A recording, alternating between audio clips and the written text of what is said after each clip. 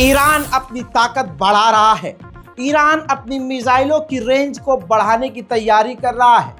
Iran के पूर्व विदेश मंत्री ने ईरानी टॉप चैनल अल मायदीन, जिनका नाम डॉक्टर कमाल खर्राजी है, इन्होंने बड़ी बात कही। अल मायदीन को इंटरव्यू देते हुए इन्होंने कहा कि आने वाले समय में हम यानी ईरान अपनी मिसाइलों की रेंज बढ़ा सकता है। हम नहीं सोचते, हमें बिल्कुल भी खौफ नहीं है कि हमारे अड़ोसी पड़ोसी हमारे खिलाफ क्या स्ट्रेटेजी बना रहे हैं। हम अपनी ताकत को बढ़ाएंगे और हमारे जो सुप्रीम नेता हैं और जो बड़े लीडर हैं, उनका फतवा है कि हम परमाणु ना बनाएं। हम किसी के प्रेशर में परमाणु इग्नोर नहीं कर रहे हैं। हमारे नेताओं ने खुद मना किया हुआ है, लेकिन अगर हमारे अस्तित्व को खतरा हुआ तो हमें परमाणु बनाने और परमाणु हासिल करने में समय नहीं लगेगा। ये वायरल हो चुका है इनका बयान पूरे यूरोप में, जिसके बाद इजराइल अमेरिका टेंशन में है कि कहीं ऐसा ना हो कि ये बोल तो रहे हों लेकिन इनके पास ऑलरेडी परमाणु बम हो।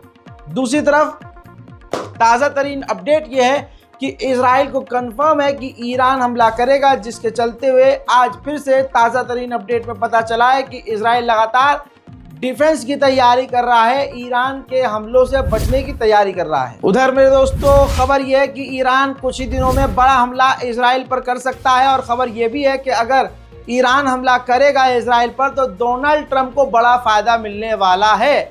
वहीं आपको बता दूं, डोनाल्ड ट्रंप का नाम आया है तो ईरान के एक सीनियर अधिकारी ने बताया है कि डोनाल्ड ट्रंप जीत की तैयारी में और वो जीत भी सकते हैं, और अगर वो जीते तो दुनिया को और यूरोप को खुश करने के लिए, यहूदियों को खुश करने के लिए ईरान के ऊपर सख्त प्रतिबंध लगाएंगे और बहुत तगड़े पाबंदियां लगाएंगे, जिसके बाद वो ईरान की इकोनॉमी को डायरेक्ट हिट करेंगे और नुकसान पहुंचाएंगे।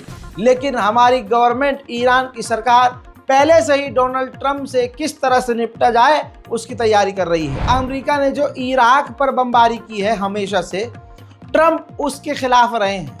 ऐसे में डोनाल्ड ट्रंप का एक अच्छा बयान आया है। इस व्यक्ति ने बड़े चैनल पर इंटरव्यू देते हुए कहा है कि हमने हमेशा क्या किया है, अमेरिका ने हमेशा मिडिल ईस्ट में घुसपैठ की है, बमबारी करी और वापस आ गए हैं।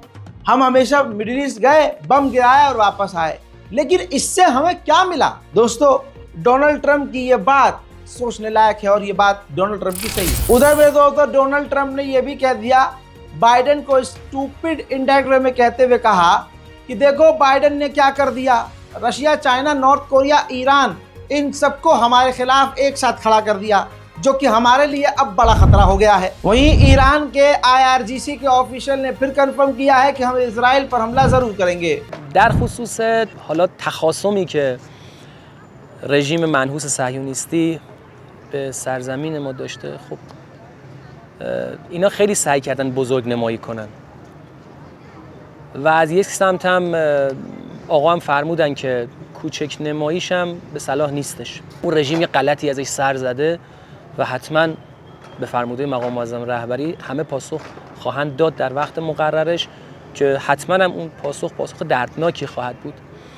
اما من به این رژیم منحوس و علل خصوص این دلغک سینمایی منحوس و مطرود جامعه بشری، این قاتل زنان و کودکان بی‌دفاع و مظلوم، این نتانیاهوی جنایتکار، میگم تو زمانی که حتی اعلام آژیر خطر هم میشه، در پناهگاه‌هایی که در اعماق زمین درست کردید اونجا قایم میشی. वाकई مثل موشی मेरी एक ईरान बड़े हमले की तैयारी इजराइल पर कर रहा है, जिसके बाद 24 घंटे के अंदर दोबारा 2% मिडिल ईस्ट में तेल के दाम फिर बढ़ गए हैं। मेरे दोस्तों, इजराइल को दस्त लगे हुए हैं, डर में है, जिसके बाद अमेरिका के डिफेंस मिनिस्टर ने इजराइल के डिफेंस मिनिस्टर से फ़ोन पर बात की और यकीन दिलाया कि हम आपके साथ हैं और आपका साथ देंगे। वहीं इजरायली इंटेलिजेंस ने दावा किया है कि ईरान इजराइल पर हमला करने के लिए इराक के लड़ाकू ग्रुप का इस्तेमाल कर सकता है। उधर अमेरिकी पेंटागन ने कहा है कि पूरी तरह से हम तैयार हैं, यानी अमेरिका पूरी तरह से इजराइल को बचाने के लिए तैयार है। उधर वेस्टर्न देशों ने कहा है कि अगर डोनाल्ड ट्रंप जीत गया तो डोनाल्ड ट्रंप इजराइल को सपोर्ट करेगा न्यूक्लियर फैसिलिटीज उड़ाने में। मेरे दोस्तों, खबर यह है कि इजराइल ने थर्ड एयर डिफेंस सिस्टम जितने उसके पास हैं सबको एक्टिवेट कर लिया है। उसके अलावा उसके पास जितने एयर डिफेंस सिस्टम हैं सब उसने ऑन कर दिए हैं और इजराइल के ऑफिशियल कह रहे हैं कि अभी भी ईरान सोच रहा है कि हमला करे कि नहीं करे। हालांकि दूसरी रिपोर्ट में क्लियर है कि ईरान पूरी तैयारी कर चुका है। वहीं ये कंफर्म जब हुआ कि ईरान इजराइल पर हमला करेगा तो अमेरिका और इजराइल मिलकर पूरा सिनेरियो चेक कर रहे हैं और पूरी तरह से प्लानिंग कर रहे हैं कि किस तरह से ईरान के हमले के बाद उस पर पलटवार किया जाएगा। उधर ईरान के लिए जासूसी करने वाले जिन इजरायलियों को इजराइल के अंदर से इजराइल गिरफ्तार कर रहा है, उनके लिए उन इजरायली जासूस, गद्दार जासूस, इजरायली जो गद्दार निकले हैं, जो ईरान के लिए जासूसी कर रहे थे, उनको अलग रखने के लिए अलग जेल इजराइल बना रहा है। उधर अमेरिका की इंटेलिजेंस की रिपोर्ट के अनुसार ये खबर सामने आई है कि ईरान बहुत ज्यादा सीरियस है इजराइल पर हमला करने के लिए। उधर मेरे दोस्तों, ईरान के बॉर्डर के कई इलाकों में, सिस्तान बलूचिस्तान के इलाकों में ईरान के अंदर घुसकर आतंकी संगठन हमला करते हैं।